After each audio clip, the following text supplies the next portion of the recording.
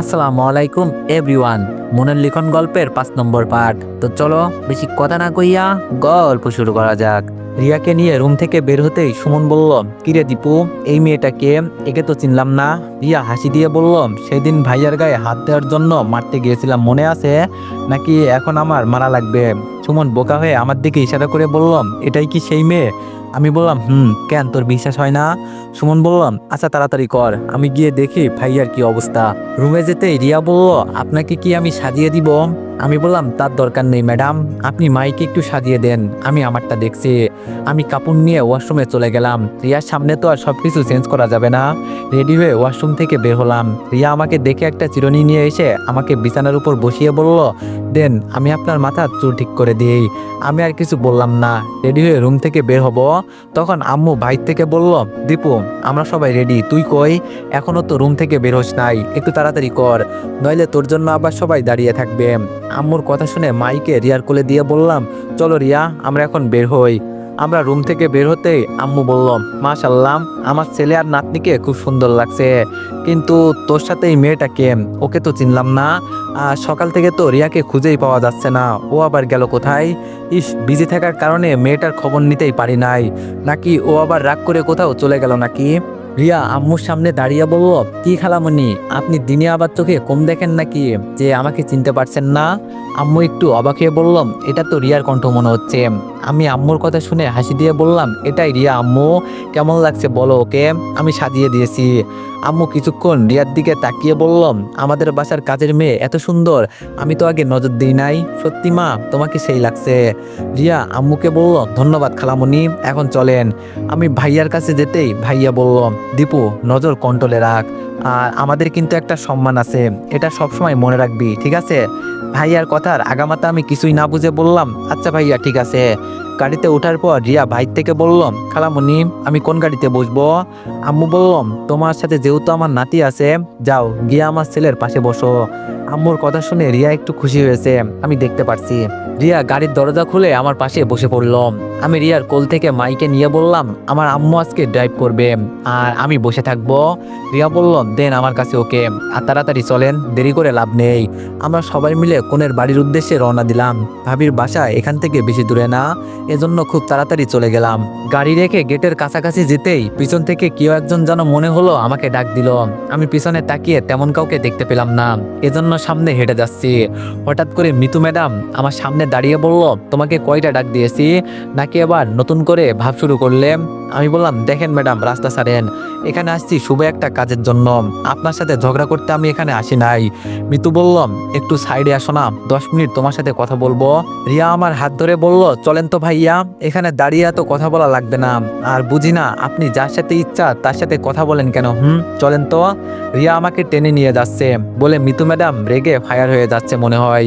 তবে ভালোই হয়েছে, রিয়া থাকার কারণে আজকে আমাকে আর আটকাতে পারে নাই। অন্যদিকে গেটে সবকিছু সামলে নিচ্ছে সুমন। এমনি বিয়ের এত কাজ করতে করতে শরীর হ্যাং হয়ে গেছে। একটা চেয়ার নিয়ে বসে আছি অনেকক্ষণ, হঠাৎ করে মনে হলো হাত মুখে পানি দেওয়া অনেক জরুরি।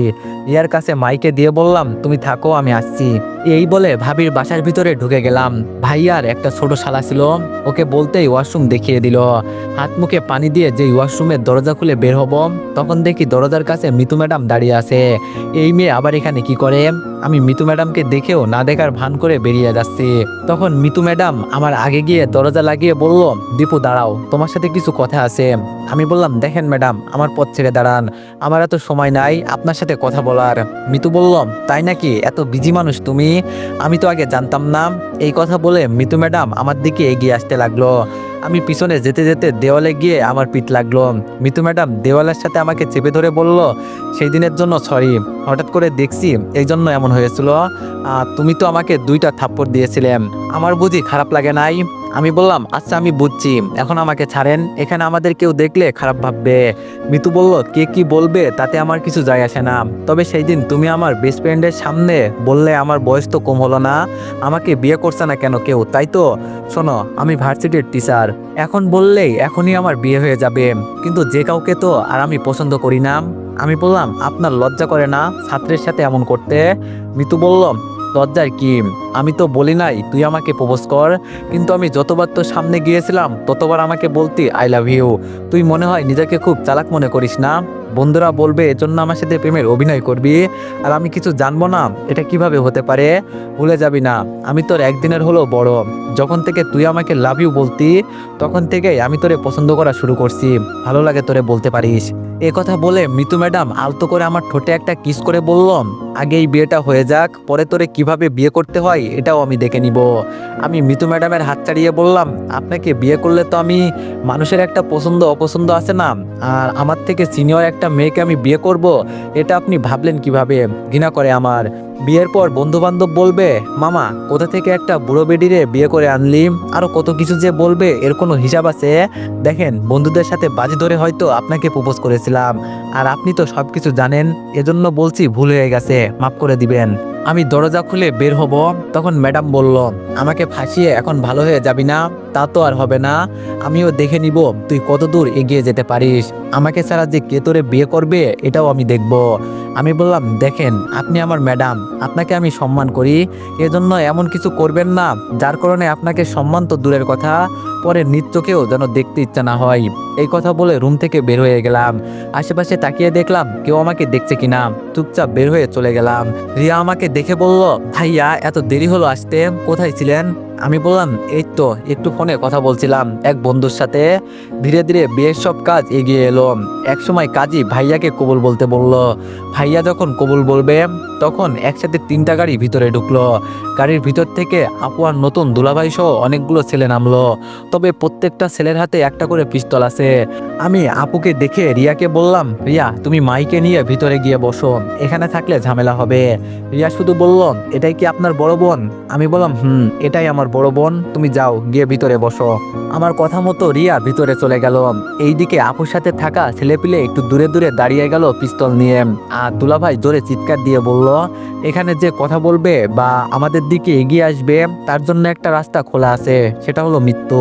এজন্য সবাই কিছুক্ষণ চুপ করে দাঁড়িয়ে থাকো, আমরা এখানে আসছি, কিছুক্ষণ থেকে চলে যাব। দুলাভাইয়ের কথা শেষ হতে আপু ভাইয়ার সামনে এগিয়ে গিয়ে বলল, ভাইয়া ছোট বোনকে একবার তো বিয়ের কথা বলিস নাই, আমাকে এভাবে তুই পর বানিয়ে দিলি, কেন এমন করলি বল? আমি না তোর ছোট বোন ছিলাম? ভাইয়া শুধু বলল, আগে ছোট বোন ছিলি, এখন না, এখন তোরে আমার দেখতেও ইচ্ছা হয় না, তুই এসব কিভাবে পারলি? আর তোর হাতে আবার পিস্তল, আমার বোন তো এমন ছিল না।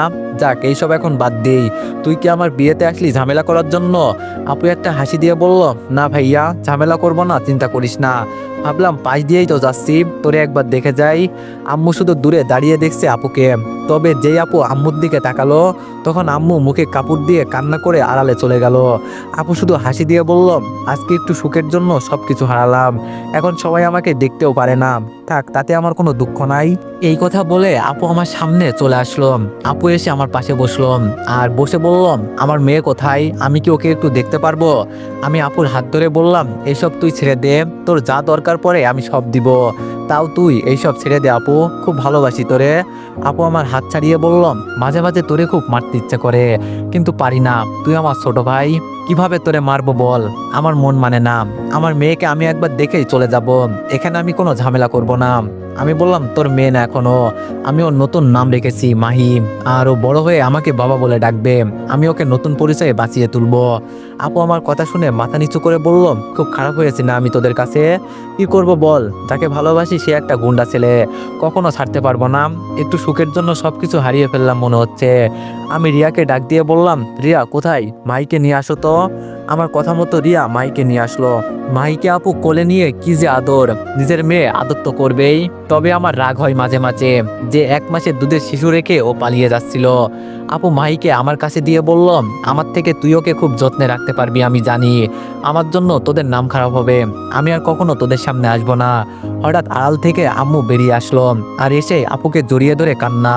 আম্মু শুধু বলল, তুই যাই করিস তাও তো তুই আমার মেয়ে, যা হয়ে গেছে তা তো হয়েই গেছে, আমরা সবকিছু মেনে নিব, তুই ফিরে আয়। আপু শুধু বলল, এমনটা হলে কখনই তো ফিরে আসতাম, আপনার মেয়ে এখন খুব খারাপ হয়ে গেছে, মানুষকে ভয় দেখানো মারা এসব করে বেড়ায়, আপনাদের একটা সম্মান আছে আম্মু, আমি নিজ হাতেই সেটা হারিয়ে ফেলছি, মাঝে মাঝে আসবো আপনাদের দেখার জন্য। তবে আমার মেয়ের দিকে একটু খেয়াল রাখবেন, ওকে কষ্ট দিয়েন না। আসি আম্মু, ভালো থাকবেন। যাবার আগে আপু বলে গেল, যদি কোনোদিন আমাকে দরকার হয় থানায় গিয়ে আমার নাম বলবি, তাহলে ওরা আমার ঠিকানা দিয়ে দিবে। ভালো থাকিস আসি। আপু আজকে চলে গেল। ঠিক আছে, তবে সবাই আজকে শুধু আপুর জন্যই কান্না করছে। বুঝলাম না আপু এমন পথে গেল কেন। আমি জানি দুলাভাই এইসব করতো, কিন্তু এখন তিনি আপুকে এমন পথে নিয়ে আসছে। আফসোস শুধু এই জায়গায় যে ভাই হয়ে আমি আমার বোনের জন্য কিছুই করতে পারলাম না। আপু যাওয়ার পর ভাইয়ার বিয়ে সম্পন্ন হয়ে গেল। আমরা রেডি হচ্ছি চলে যাওয়ার জন্য। আমি তখন একটা ছেলেকে ধীরে ধীরে বলতে শুনলাম, প্রবাসী ছেলে পেয়ে বিয়ে করে নিল। এই মেয়েকে এখনো কেউ আজ পর্যন্ত ভালো করেই চিনতে পারলো না। এই মেয়ে আমার সাথে 1 বছর রানিং প্রেম করে, আমার কাছ থেকে অনেক টাকা নিয়েছে। আজকে এলাকার মেয়ে বলে কিছু বললাম না, নইলে অবস্থা খারাপ করে দিতাম। ছেলেগুলো কথা শুনে নিজের কাছে কেমন যেন একটু খারাপ লাগলো। আমার মনে হয় কি ওরা আমাকে শুনিয়ে শুনিয়ে ভাবির নামে খারাপ কিছু বলছে। এটাই হতে পারে, যত সব ফালতু পোলাপাইন। দেখতে দেখতে আমরা ভাবিকে নিয়ে বাসায় চলে গেলাম। যেতে যেতে প্রায় রাত হয়ে গেল। বাসায় গিয়ে সবাই সবার মতোই বিজি হয়ে গেলাম। রিয়া কিছুক্ষণ আগে আমার হাতে ওর ফোনটা দিয়ে বলল, ভাইয়া আমার এক বান্ধবী একটু পর কল দিবে, তার সাথে একটু কথা বলবেন, আর কি জন্য কথা বলবেন এটাও বলে দিবে। কি জানি রিয়া আবার কি করতে চাইছে। সবাই সবার মতো বিজি, এজন্য আমি ছাদে চলে গেলাম। ছাদে গিয়ে বসতেই ফোনটা বাজতে লাগলো। এটা তো রিয়ার ফোন, রিসিভ করব কি করব না। না, রিয়া বলল যেহেতু রিসিভ করেই দেখি একবার কি হয়। ফোন রিসিভ করতেই উপাস থেকে একজন মুরব্বী বলল, মারে তোর কলেজে নাকি পরীক্ষার টাকা লাগবে, টাকা কি দিব তোরে? আমি বললাম, হ্যালো আঙ্কেল, ভালো আছেন আপনি? আঙ্কেল বলল, বাবা তোমাকে তো আমি চিনলাম না। আমি আমার পুরো পরিচয় দিয়ে বললাম, আঙ্কেল একবার এসে বেরিয়ে যান। আঙ্কেল বলল, বাবা সমস্যা নেই, আসবো একদিন। তবে বাবা রিয়ার কলেজে নাকি কি একটা সমস্যা হয়ে গেছে, তুমি একটু গিয়ে দেখবে। আমি বললাম, ওটা তো কলেজ না, স্কুল। আর কি হয়েছে আমাকে তো কিছুই বলে নাই। আঙ্কেল বলল, আরে বাবা ও তো কলেজেই ভর্তি হয়েছে, ওর স্কুলের পড়াশোনা তো শেষ। আমি বুঝলাম না আঙ্কেল এসব কি বলছেন, হয়তো উনি পড়াশোনা করেন নাই এই জন্য স্কুলকে কলেজ বলে ফেলছে। আঙ্কেলের সাথে কিছুক্ষণ কথা বলে ফোন কেটে দিলাম। এর ভিতর রিয়া এসে বলল, কি করেন ভাইয়া? আমি বললাম, এই তো বসে আছি। আর তোমার বাবা কল দিয়েছিল, তোমার কলেজে নাকি কিছু একটা হয়েছে। রিয়া বলল, বাবা সব বলে দিয়েছে আপনাকে? মনে মনে বললাম, রিয়া তো মনে হচ্ছে আমার কাছ থেকে কিছু লুকানোর চেষ্টা করছে। এর জন্য আমি বললাম, তোমার বাবা আমাকে সবকিছু বলে দিয়েছে। তুমি আমার সাথে এত বড় একটা মিথ্যা কথা বলতে পারলে? আমার কথা শুনে রিয়া মাথা নিচু করে বললাম, আসলে ভাইয়া আমি সরি, আপনাকে সবকিছু বলার দরকার ছিল। আমি বলতে চেয়েছিলাম কিন্তু বলি নাই, কারণ আপনি যদি রাগ করেন, প্লিজ ভাইয়া রাগ করবেন না। আমি বললাম, আমাকে সবকিছু একটু বুঝিয়ে বলো তো তুমি। রিয়া এবার বলতে শুরু করলাম, আমার স্কুল লাইফ শেষ, আপনাকে বলি নাই কারণ আপনাকে সারপ্রাইজ দিব ভাবছিলাম। আর কয়েকদিন পর আরো বড় একটা সারপ্রাইজ আপনাকে দিব, তখন আমি আপনার সামনে দাঁড়িয়ে কিছু বলতে পারবো। আমি বললাম, তাহলে সেই দিন যে তুমি স্কুলে ভর্তি হয়েছিলে ওটা কি ছিল? রিয়া বলল, আসলে আমি হেডমাস্টারকে আগে ইশারা করে বলে রাখছি যে আমার স্কুল লাইফ শেষ, আপনাকে যেন কিছু বলে না। আর আপনি আসার পর আমি ওনাকে নিয়ে আবার কলেজে গিয়েছিলাম। আমি বললাম, এইসব মিথ্যা বলার কারণ কি রিয়া? রিয়া বলল, ভাইয়া বড় কথা হলো আমি যখন বলতে চেয়েছিলাম আমি কলেজে ভর্তি হব, তখন মুখ ফুসকে স্কুল বের হয়ে গেছে, এজন্য ভাবলাম স্কুল বলি, পরে আপনাকে সবকিছু বলবো। আর তাছাড়া পড়াশোনা করে কি এমন হবে, এজন্য আমি এসব বিষয়ে গুরুত্ব দিই নাই। আমি আজকে বুঝতে পারলাম এই মেয়ে যদিও কাজের মেয়ে, তবে ওর ভিতরে এমন একটা কিছু আছে যেটা আমাকে প্রতি মুহূর্তে মুগ্ধ করে। একটা মিথ্যা কথা কি সুন্দর করে লুকিয়ে রাখলো, অথচ আমি কিছুই জানলাম না। রিয়া আমার পাশে বসে বলল, খালামণি সবকিছু জানে, আমি ওনাকে সবকিছু বলছি। আর এটাও বলছি, ভাইয়া যদি বকা দেয় আপনি দেখে নিবেন, ওনাকে নিয়ে একবার কলেজে গিয়েছিলাম। আমি বললাম, থাক এইসব এখন বাদ দাও, কিছু হলে বলবে, আর না বলতে চাইলে নাই, সমস্যা হলে তোমার হবে, আমার নয়। রিয়া আমার হাত ধরে বলল, সরি ভাইয়া, আর হবে না, ভুল হয়ে গেছে, মাফ করে দেন, আমার আরো অনেক আগে সবকিছু বলার দরকার ছিল আপনাকে। আমি বললাম, বাদ দাও, বলছি তো আমি কিছু মনে করি নাই। রিয়া আমার হাত ছেড়ে দিয়ে বললাম, ভাইয়া আমি যদি কোনোদিন বড় কিছু করতে পারি, পরে যদি আপনার কাছে ফিরে এসে আমি কিছু চাই, তখন সেই জিনিসটা দিবেন তো আমাকে? আমি বললাম, দিবেন মানে কি, না দিলে জোর করে নিয়ে যাবে? রিয়া হাসি দিয়ে বলল, মাঝে মাঝে খুব করে স্বপ্ন দেখি, কিন্তু যখন মনে হয় আমি তো কাজের মেয়ে, আমার দ্বারা কি এত কিছু হবে? তবে আমরা শুধু স্বপ্ন দেখতেই জানি, হয়তো এগুলো কোনোদিন বাস্তবায়ন হবে না। আমি বললাম সব কিছু হবে, তবে তুমি যেমন মানুষ আমিও তো তেমন মানুষ, পার্থক্য গরিব আর ধনী। তবে এমন হতে পারে আমি একদিন গরিব হয়ে যাব, তুমি ধনী হয়ে যাবে। রিয়া বলল, আপনি খুব মজা করতে পারেন ভাইয়া, আপনি মানুষটা বেশ ভালো। আমি বললাম, থাক আর বলতে হবে না। কিরে কি করিস তোরা? আমি বললাম, আরে সুমন তুই আই বস এখানে। রিয়া তুমি চট করে নিচ থেকে 3টা কফি বানিয়ে নিয়ে আসো কেমন? রিয়া বলল, আচ্ছা ভাইয়া আমি যাবো আর আসবো, আপনি বসে থাকেন। রিয়া যাওয়ার পর সুমন বলল, দীপু একটা কথা মাথায় রাখিস, গরিব সবসময় গরিব থাকে, তারা কখনো ধনী হতে পারে না। এজন্য বলি যাত্রার সাথে এত মিশবি না, বুঝলি? ও একটা কাজের মেয়ে, ওর কাছে যাওয়ার কোনো মানে আছে? কত ভালো মেয়ে আছে এই শহরে, ইদানিং আমি দেখছি। আমি বললাম, দূর সুমন এইসব বাদ দে তো, আর ও একটা অসহায় মেয়ে, এজন্য একটু ওই ধর কি বলি তোরে, থাক বাদ দে। তবে ও আমাকে ভাইয়া বলে, আমি ওকে ছোট বোনের মতোই দেখি। সুমন বলল, ছোট বোন হলেই বেশ ভালো, এই পর্যন্ত যেন থাকে। রিয়া 3টা কফির মগ নিয়ে বললাম, ছাদে আসবো? তবে রিয়ার পিছনে মিতু ম্যাডামও উপরে চলে আসলো। মিতু ম্যাডামকে দেখে সুমন দাঁড়িয়ে বলল, আরে ম্যাডাম আপনি এখানে, কিছু কি লাগবে নাকি কিছু বলতে এসেছেন? আমি সুমনের কাপড় টেনে আমার পাশে বসিয়ে বললাম, এত সম্মান দেওয়া লাগবে না ওনাকে, উনি শুধু আমাদের ভার্সিটির টিচার, এর বাইরে আপু বলে ডাকতে পারিস, সবসময় যে ম্যাডাম বলতে হবে এটা কোনো কথা নয়। আমার মুখ থেকে এই কথাটা শুনে মিতু ম্যাডামের মুখটা কালো হয়ে গেল। হয়তো তিনি আশা করে নাই আমি এমন কিছু বলবো, কিন্তু এই মিতু ম্যাডামকে যে আমার খুব ভালো করেই চিনা হয়ে গেছে। রিয়া আমার হাতে কফির মগগুলো দিয়ে বলল, ভাইয়া আপনারা বসে আড্ডা দেন, আমি নিচে গিয়ে দেখি মাই কি করছে। এই কথা বলে রিয়া চলে গেল। সুমন একটা কফির মগ নিয়ে অন্যটা মিতু ম্যাডামের হাতে দিয়ে দিল। মিতু ম্যাডাম হাসি দিয়ে বলল, তার মানে আমি যে এখানে আসবো তোমরা জানতে, এজন্য কফি বানিয়ে আনছো? এই মেয়ে তো দেখি নিজের সম্মান নিজেই শেষ করতে চাই। যাক, উনি আসছে ভাবির সাথে, এজন্য এত বেশি অপমান করে লাভ নেই। তবে মিতু ম্যাডাম দাঁড়িয়ে না থেকে আমার পাশে বসে সুমনকে বলল, সুমন তুমি নিচে যাও, ওর সাথে আমার কিছু কথা আছে। আমি সুমনের হাত ধরে বললাম, না ও কোথাও যাবে না। আর আপনি কি এমন বলবেন যে ওকে যেতে হবে? যদি বলতে হয় তো এখানে ওর সামনে বলেন, নইলে এখান থেকে চলে যান, আমরা আড্ডা দিব। মিতু বলল, আমি তোমাদের বাসায় আসছি অপমানিত হওয়ার জন্য নয়, আর এটা ভুলে যেও না আমি তোমার ম্যাডাম। আমি বললাম, আমি আপনাকে কখনো অপমান করতে চাই না, এখন যদি আপনি নিজের ইচ্ছায় অপমানিত হতে চান তাহলে আমার কিছু করার নেই। আর এখানে সবাই আসছে আড্ডা দেওয়ার জন্য, পার্সোনাল কোনো কথা থাকলে পরে বলবেন। বিশেষ করে আপনি তো আমার আপুর বয়সী। আপুর বয়সী কি, আপনি তো আমার মায়ের বয়সী। আমার কথা শুনে মিতু ম্যাডাম রাগে কফির মগটা নিচে ফেলে দিল আর বলল, ইদানিং তুমি যা করছো খুব বেশি বেশি হয়ে যাচ্ছে। তোমাকে পছন্দ করি বলে এই না যে সব সময় তোমার মুখ থেকে যা ইচ্ছা তাই শুনবো, মুখ কিন্তু আমারও আছে। আমি যদি একবার কিছু বলি না তাহলে কিন্তু বড় বিপদে পড়ে যাবে। এই কথা বলে মিতু ম্যাডাম রাগ করে আমার পাশ থেকে উঠে চলে গেল। মিতু ম্যাডাম যেতেই আমি হাসতে হাসতে বললাম, কতটা যে ভালো লাগছে আজকে সুমন বলার বাইরে। সুমন বলল, এমনটা করলি কেন? আর মিতু ম্যাডাম আবার কবে তোরে পছন্দ করতে শুরু করছে? আমি বললাম, ধুর এইসব কথা আর বলিস না, তোদের ফান্দে পড়ে কেন যে প্রপোজ করতে গিয়েছিলাম, আজকে যদি উনার পিছনে না লাগতাম তাইলে আজকে আমার এই দশা হতো না। সুমন বলল, বিয়ে করে ফেল মামা, সারা জীবন বসে বসে খেতে পারবি, আর মেয়ে কিন্তু চাকরি করে, এটা ভুলে যাবি না। আমি বললাম, তোর যেহেতু এত শখ তো তুই বিয়ে করে ফেল, আমি কথা বলে দেখি, কি বলিস? সুমন বলল, না ভাই আমার এত দরকার নেই। আমি বললাম, তো আমাকে বলিস কেন? সিনিয়র মেয়েদের হালকা করে পছন্দ হয় ঠিক আছে, তাই বলে এই না যে এত বয়স্ক মেয়ে পছন্দ করব। নিজের ভিতরে একটা অনুভূতি আছে না। সুমনের সাথে কিছুক্ষণ আড্ডা দিয়ে নিচে চলে গেলাম। বিয়ের কাজে বিজি থাকার কারণে আজকে 3 দিনের মতোই চলে গেল। সকাল থেকে আম্মু কানের কাছে ফিসফিস করছে যে তোর ভাইয়ার সাথে ওর শ্বশুর বাড়ি যেতে হবে। আমি তো আম্মুকে না করে বলছি আমি যাব না, আর ভাইয়াকে বলো যেন সাথে করে সুমনকে নিয়ে যায়। কিন্তু আম্মুর এক কথাই, আমি যাব, সাথে রিয়াও যাবে, আর সুমন যদি যেতে চাই তো যাবে। বুঝলাম না রিয়া কেন যাবে, ওর যাওয়ার কি দরকার? ও গেলে আমার মেয়েকে কে দেখবে? এই বিষয়ে আম্মুকে বলতেই আম্মু শুধু বলল, ছোট মানুষও, 1-2 দিনের ব্যাপার, মাইকে আমরা দেখতে পারবো, ও যেতে চেয়েছে এজন্য যাবে।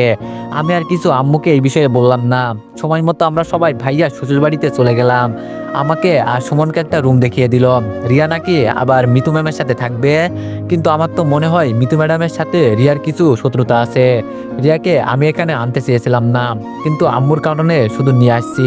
হাত মুখ ধুয়ে রুমে বসে আছি, তখন মিতু ম্যাডাম খাওয়ার জন্য ডেকে গেল। যাই কিছু খেয়ে আসি, খুব খিদে পেয়েছে। সবাই মিলে একসাথে টেবিলে বসলাম। মিতু ম্যাডাম আর ভাবি মিলে খাবার পরিবেশন করছে।